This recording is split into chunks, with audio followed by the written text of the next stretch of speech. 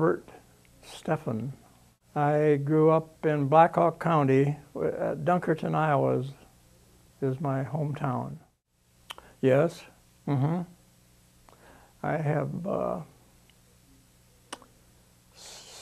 6 brothers and 2 sisters, or 7 brothers and 2 sisters. 6 of the 7 served in the Army. All of them with the Army, with the exception my oldest brother served in the Marine Corps. And he was old enough that he was in South Pacific for 2.5 years while the action was heavy over there. Elizabeth Rice, R-E-I-S-Z. She's a full-blooded Hungarian girl. And her father and mother both came from Hungary to this country in their youth. They celebrated their 50th wedding anniversary in 1960, so that means they were married in 1910. And they met. They were both from Hungary, but they met in Chicago. My roommate in college was dating a nurse, and my wife had already served her time as an Army nurse, and she was at the VA hospital in Des Moines. And my roommate was from Des Moines, and and we were both at Iowa State, and he was always he was dating a girl that was a nurse, and they were very serious, but he was always looking for someone to double date, and he'd line me up with nurses. I had about 3 different nurses before. And I did tell Elizabeth this, but that's my wife. I didn't tell her that ever, but that was how we met, and through my roommate and his wife, why it worked out this way. Yes, we have 4 children. Our 3 oldest are boys, and the youngest is a daughter. The training that we had, basic training, was in an engineering. It was at Fort Belvoir, Virginia. It was an engineering base, but it really didn't pertain to my duty after that. That was just for the basic training, the first 8 weeks. The schooling in service, it was nil. Well, it was by actually doing something. After basic training, I was sent to Fort Bragg, North Carolina, for assignment. And there, this was for assignment. Now, remember, this was as World War II was winding down. And so there was a lot of returning service people already that had been in active duty.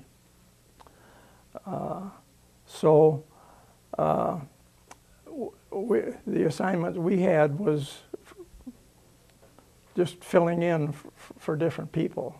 My first job I had was as a military policeman. And the first experience was to chase prisoners.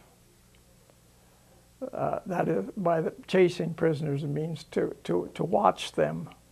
And they were given duties out around the base, like mowing the colonel's lawns and that type of thing. And they were not, basically they were guys that had gone AWOL and they had some minor thing, and they were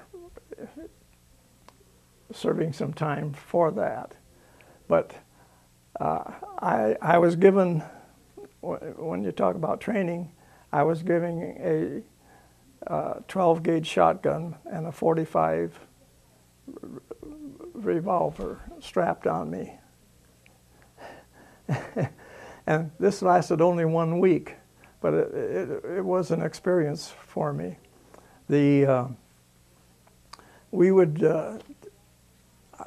I would be assigned like 3 prisoners to do one job, and there would be somebody in a vehicle, be watching while this was going on. And this went on. I had about 3-4 days of that. And then after the first week, anyhow, that was the gist of my military police. But there was no preparation for that. Apparently my record showed that I could type.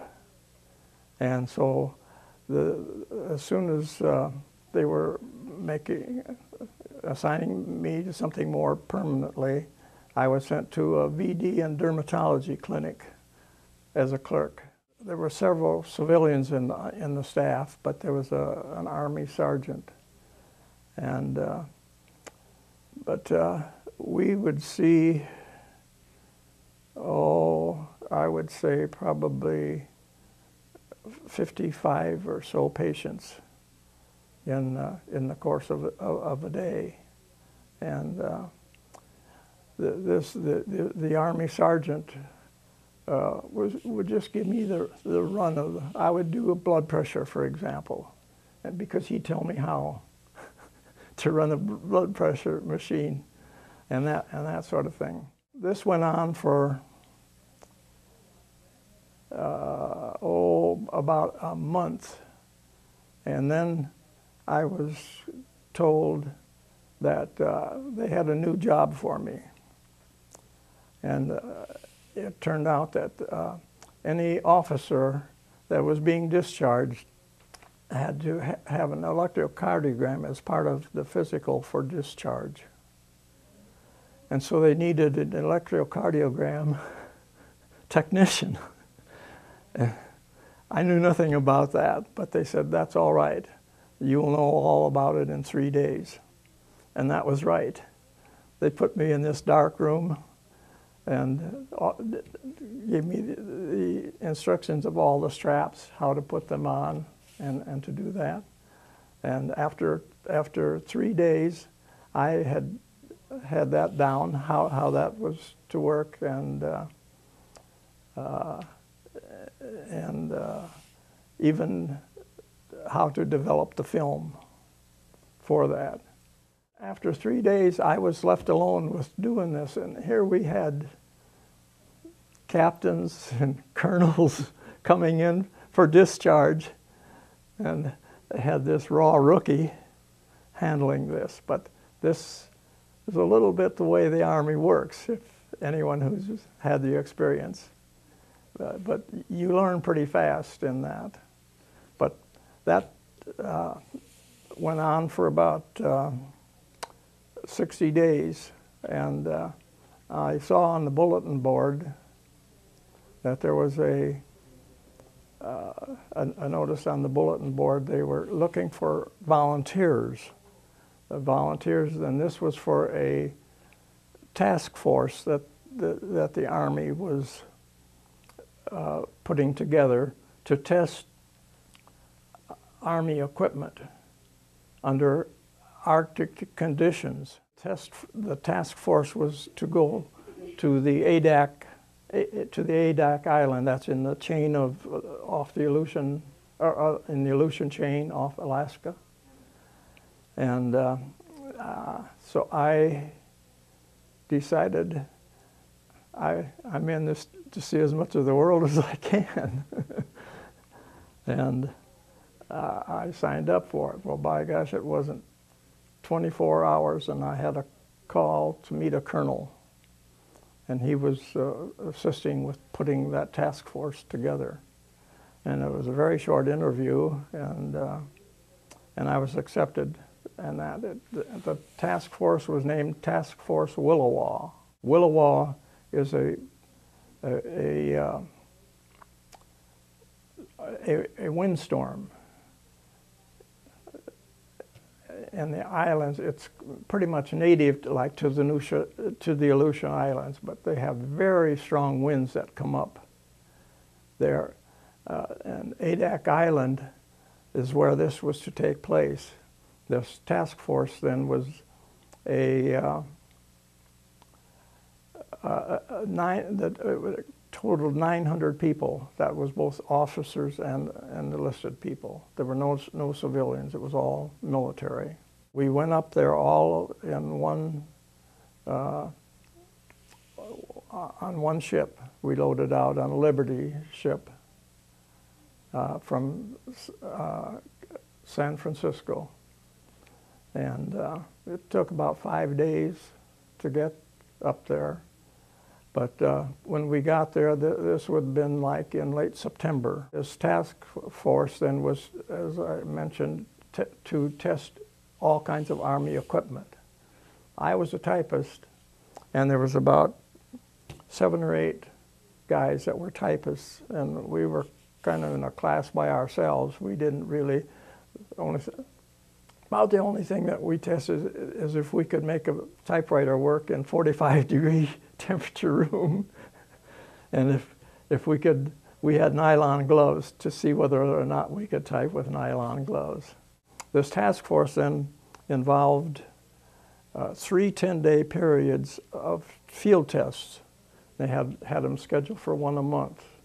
The first one was in November, and the second one was in December, and the third one was in January. It was a 10-day period.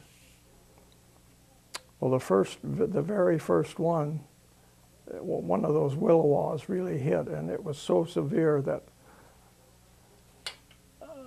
the 7 or 8 typists we didn't go out on it at all, but everybody else did. And the first thing we knew, we were getting word that we knew there was a storm, but it just wiped out all the tents and everything that they had. It just shredded them. It was that severe. There were 80-mile-an-hour winds, and it just that was the end of that 10-day session. They were just picking up all the pieces and getting themselves back in. The second and third one went a lot better, but they got their full days in the field. But that was an example of what this was all about. And following that, I was, when that period of service was over, I had enough time in that I was discharged then from service. I got back and I decided to take up the GI Bill and went. I enrolled in college immediately, and but I decided that I would enlist in the reserves, and so I had a 3-year enlistment, and when the Korean War broke out, and during this time I had no active duty in the reserve. Never even had a meeting, but I was on paper that I had signed up for it. Well, I had a medical MOS from that short time of duty. Medical MOS, military occupation specialty, is what MOS means. So that was on my record. Well, when the Korean War broke out, they had immediately, the state of Iowa had immediately called up all the reservists to get them prepared for duty. But I was called up on a 90-day special order to man with a few others the induction center and the where they did the physicals. This was in Des Moines. So this was in, the telegram was on my door when I came home from a picnic on Sunday, June 25th, 1950. That they gave me 2 weeks to get ready for that. And so I did that, and while I was down there, I did all the things they ask of you, you know, like things that you could measure a guy for his height, for example, weigh him on the scale, take blood pressures and all of that kind of thing. But there was a staff of 4 doctors and there was about probably 8 or 10 people like myself doing most of these other chores. We would handle about 150 men a day during that period. And it took about most all of that 90 days to cover all of the people that were coming in, and that included the regular people that were being drafted also. So following that 90 days, I was sure that with the war going on, the Korean War going on, that I wouldn't be going home again yet for a while. And so I just waited for the orders. Well, I was sent out to Madigan Army Hospital it's right outside of Seattle, Washington. And I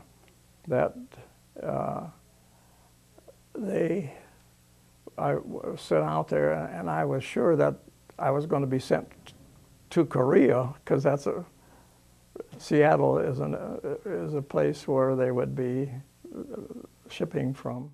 It was about 30 days went by, and I was only getting part-time duty just within the hospital there.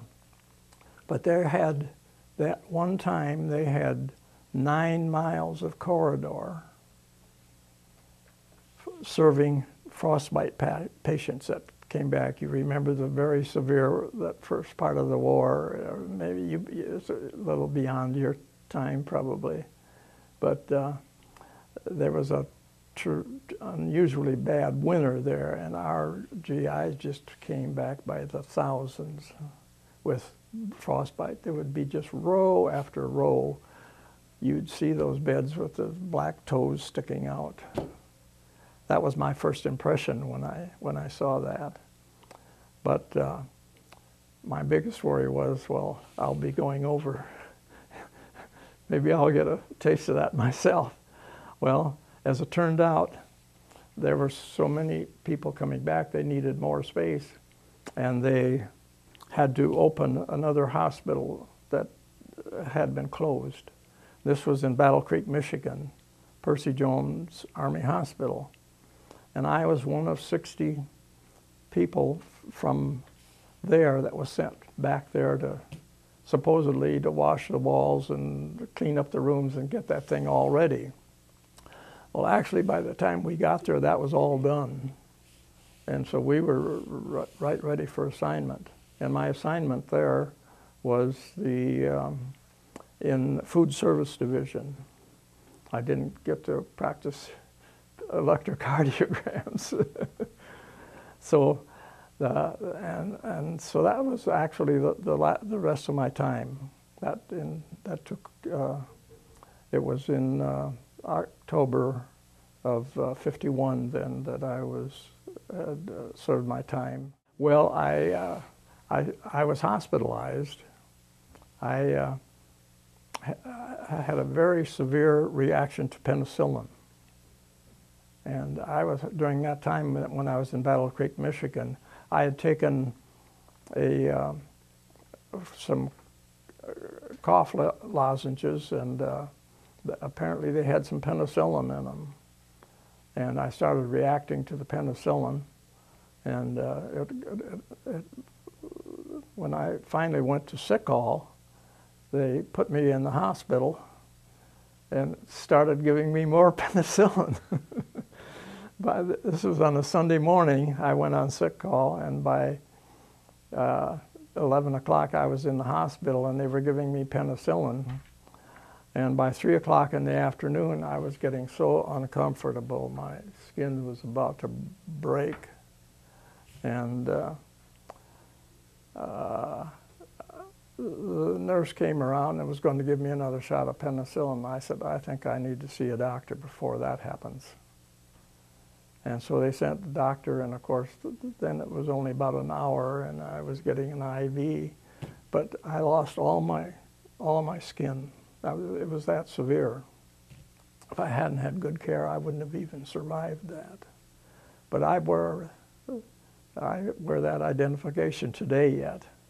But I've pretty much outlived that, and of course by being careful. Following that, though, I've had, like when my oldest son was born, just after I got out, he had a kind of he was about 11 months old, and my wife sent me to the druggist to get some liquid cough medicine for him. And I can remember I was standing there while the druggist was mixing that up. Well, there was penicillin in it. And by that night, my lips were starting to swell, and the skin all got itchy. Well, I had about 3-4 more experiences like that after that before I finally learned to be careful enough just to avoid that kind of a threat completely. This roommate of mine was an ex-Marine, and he became, after the Korean War broke out, and he had his degree, he had an engineering degree, he enlisted, or he got a reserve commission anyhow, and was called to active duty. And then he became a full-time Marine officer. And so we were friends for the rest of our lives. And so we spent various vacations together and opportunities like that to get together. The last time we met was he was stationed in Washington, D.C., and we were out there, and he was a major at that time, and he was assigned had some work to do as far as the Arlington Cemetery, the National Cemetery, was concerned. In fact, he said he had his grave picked out there. And while the time we visited them, he took us out there to show his grave spot. And the fact is,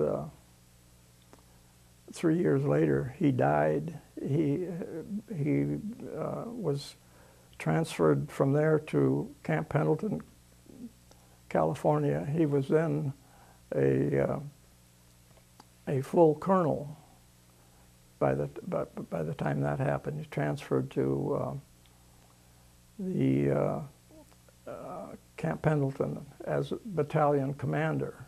Well, that position called for a first star generals, and I assumed because he was such a studied man of his profession that he would be getting that. It would just be a matter of time, and I was sure that because he had already knew that he was had leukemia, and the service knew it, but he was keeping it under control, and I'm sure they gave him that assignment, knowing that, you know, his time of duty would not last very long. But it turned out that in 1953 he died, and well, I said he was had his gravesite at Arlington, and I flew out for the funeral. There was a service, and he had the full honor guard. That was the riderless horse, all of that. It was actually that same white horse that was at President Kennedy's funeral. That the very same horse that was. I was attending summer school at Loras College in Dubuque. That was in August. And I don't know if you've ever seen fish fly or not, but Dubuque is right there on the Mississippi River, and August is the time when fish fly mature. Well, it was during that time that it was announced, and boy, everybody just cut school, and this was an afternoon, and we started going from one tavern to the other, you know, in Dubuque. But oh, the fish fly were just, it was so thick, and they were on the sidewalks, and they were just slippery. And this was in August, you know. I've never seen it since. I've seen fish fly since, but never like they were in Dubuque. That particular. That's what I remember about that day. How it turned out. We took off from school, and I think everybody just decided that when that word came out, that was the way we would handle it. I tell you, I didn't lack for good food when I was, particularly when I was at my duty at Battle Creek, Michigan. I ate right there with the patients, you know, in the same food line that the ambulatory patients were able to take. I think the MP duty in Fort Bragg, North Carolina. I told you about the 1 week of MP duty that I had. Well, come Saturday morning, I was called in with 3 other guys, and I was given the same equipment I had to chase prisoners. The payroll for the entire base of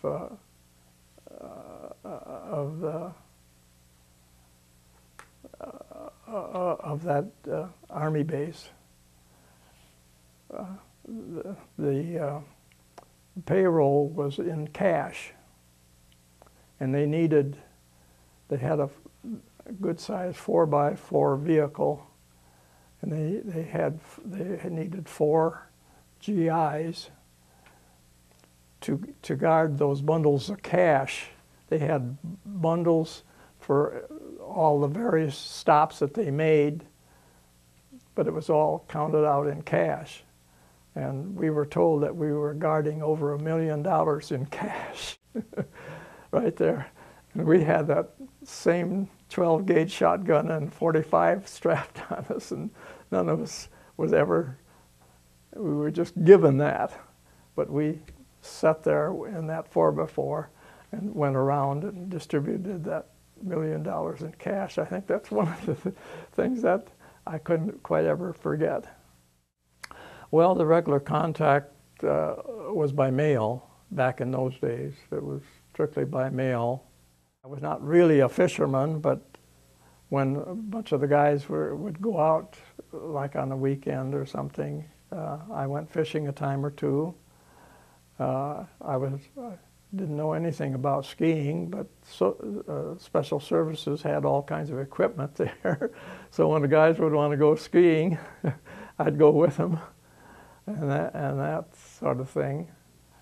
That was really about on ADAC. That was about the only thing we had to do outside of play cards. You know, payday. Of course, everybody had paycheck. That happened, but that usually a day or two, and that was over. The only thing I have to show for is a sharpshooter's medal from basic training. There's a few, in Battle Creek, Michigan, I made a few friends that were, like when I went on a fishing trip in Minnesota, a man that ran a clothing store, and he was called back in as a reservist. I made contact with him. I did for a while, but at my age now, you know, we're all most of them are gone. A lot of them were older than I was, but I can't think of. When I was inducted, there were three boys from Black Hawk County that was inducted the same time I was, and none of them are living anymore. But I kept in touch with them to some degree because of the locale. When I got home, well, the first thing I did was I went back to college, and but after 1 year of that, I decided I wasn't in the right major, and then I got a job then, and that job was in a grain elevator in my hometown. I had no experience in that at all, but it was a co-op that was just getting started, and they suddenly needed a manager. The one they had was leaving, and one of the directors knew me or knew my family, and he knew that I had been in school and that I had dropped out of school, and so he asked me if I would apply for the job, and I did, and I got the job, and I worked there just 1 year, and that was then when the Korean War broke out. That was when that was in 1950 then, and you've heard that story. When I came out of service, they had replaced me, and so I had to start all over again, but I decided to stay in the field. Oh, what brought me to New Hampton? After I was released, I went this feed mill in New Hampton that I ended up buying then, and then I expanded after the old soybean processing plant on the north part of town just had gone into receivership, and the bonding company had taken them over, and I wasn't in that feed mill, and that I was able to expand my business there, and that's where I spent the last 20 years in that. This place right here was where my feed, right where we were sitting is where my feed mill was. Right here in this spot. And so that would have been 50, 55, 56. Well, that's I think I would, along the same lines that I would if, like my three sons, none of them had any military service, and there was never a reason for them that they would be called upon, like a draft, you know, and so, but I would think I would pretty much give the same, try to install or give the same values that I would to my sons as they were growing up. I wouldn't discourage them. If they came to me, I certainly wouldn't discourage them. And there were regular styled barracks in at Fort Bragg, and it was during that time that the first there was integration involved. It was the first time that blacks, for example, were put in the same barracks as whites. So I had that experience. When that first worked, and that it wasn't. It was noticeable, but it was like the people, the GIs from. Oh, I'll, at the risk of offending somebody, I might say, but the guys that caused trouble with having blacks next to them were like from Kentucky and Tennessee and Carolina, that part of the country. But I think they were, you know, kind of hadn't gotten over what war was that they had. I had the same rank when I came out as I had when I went in, you might say. But if you wanted to, you know, I was moved so often in the time that I was in service from one thing to another that I never really got a chance for promotion, but I was given a corporal's rating the day I was discharged. Never got a paycheck, though, for a corporal.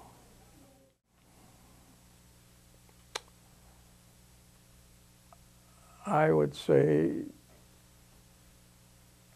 I didn't see much difference from that than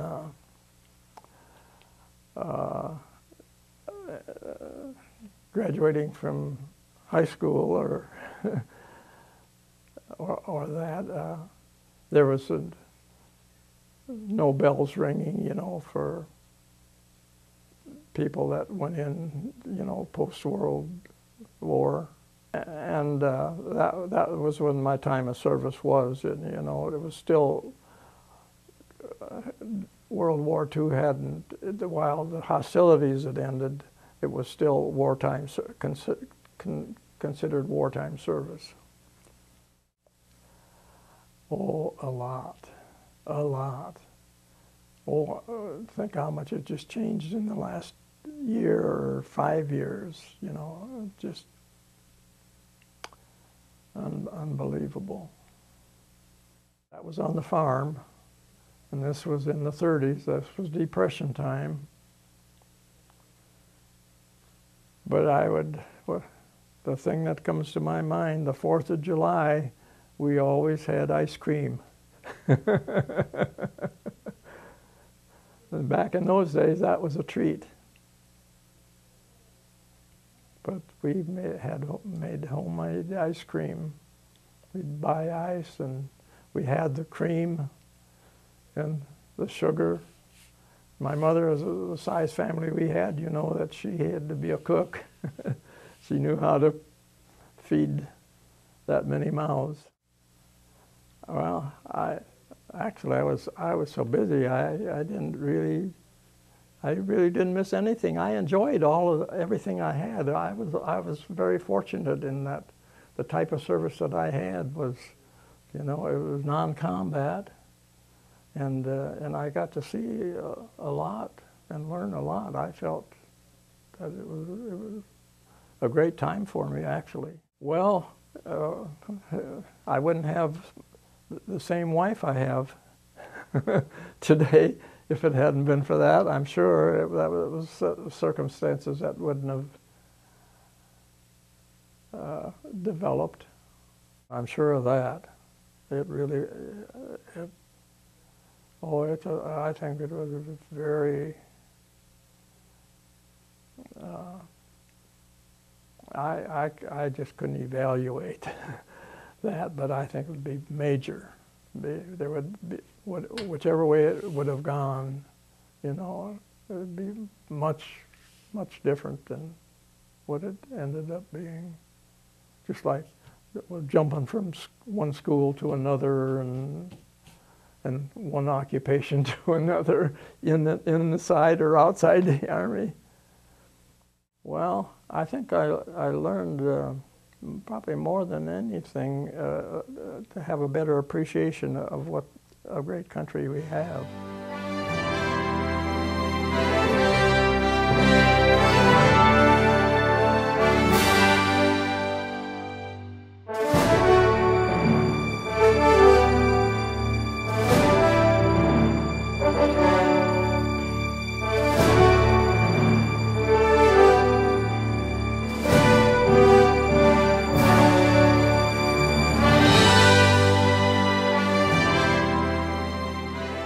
Well, I want to thank you Thank you for, coming. I enjoyed this.